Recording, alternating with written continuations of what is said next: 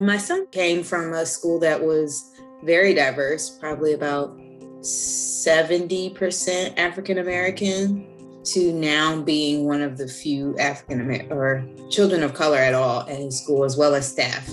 Erica Gilliam's 13-year-old son had a hard time when the family moved and he switched schools. He had some behavioral interactions with students. We did have a few incidents that were racially motivated. What did you expect from remote learning when the pandemic started? I thought sitting in front of a computer all day would affect his grades and just his social interaction. He is a pretty outgoing, extroverted child.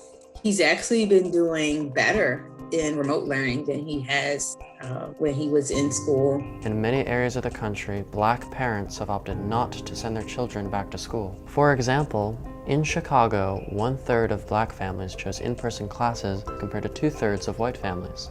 I talked to Professor Cheryl Fields Smith of the University of Georgia about this. One of the reasons Black children in particular are being successful in virtual schooling is because no one's policing their body all day. He wakes himself up every day, walks the dog, makes himself breakfast, and he makes his own lunch in between classes. Like, he's totally independent, and it's definitely been something that I was very surprised at. Dr. Teresa Chappell is an epidemiologist. She asked Black parents in a Facebook group about their virtual learning experiences. I got some deeper responses. Things like, my children are able to learn in a microaggression-free atmosphere.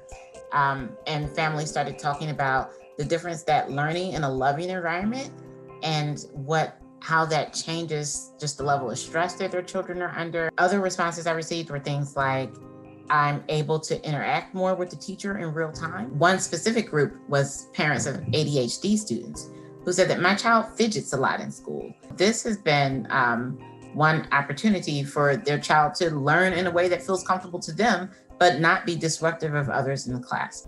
Bullying is another reason students felt more comfortable at home. Deja stopped going to school just before the pandemic and is now homeschooled. Just so as long as everyone was bothering me in school, I was never able to focus on my work. I was also targeted for my race. I got used to doing work online instead of in the classroom.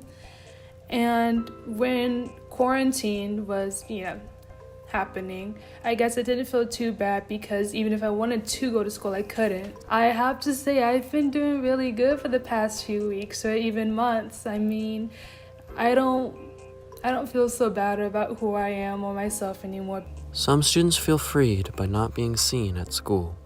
Sitting in Zoom classes, I only have half my face showing, like this. But I still think about how I'm perceived, unfortunately, and I reflect on that as well as gender performance in general. Is not being perceived either under a mask or online has given me so much mental freedom.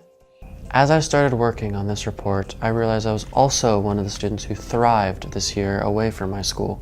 I look different from other students, white students. I was getting called out a lot, didn't have many friends, it was challenging to work, and going to school became miserable. But online, the teacher taught everyone else the same, and I could learn the way that I wanted to.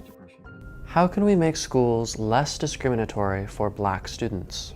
I think we need to look at our policies and practices that tend to affect Black and brown children more than other children, like our discipline rules. Giving Black children and brown children more voice and choice in their learning. And you'd be surprised how Black children, white children, all children will rise to the occasion when they have ownership over their own learning. Dr. Chappell says schools must earn back trust. Everyone that said that we need to reopen in-person school for equity reasons needs to know that that's not equity.